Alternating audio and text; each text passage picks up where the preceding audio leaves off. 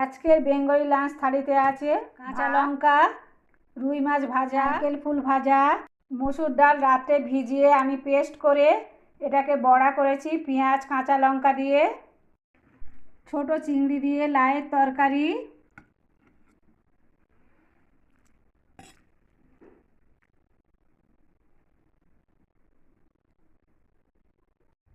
ডিমের ঝোল, আলু দিয়ে টমেটো দিয়ে পেঁয়াজ দিয়ে করেছি। আছে এখানে বড়ির ঝাল, এটা আমি দিয়েছি পেঁয়াজ টমেটো কাঁচা লঙ্কা ধনে জিরে আর শুকনো লঙ্কার গুঁড়ো দিয়ে বড়ির ঝাল। বেঙ্গলি লাঞ্চ থালিটা দেখার জন্য বন্ধুদেরকে অসংখ্য ধন্যবাদ দিই।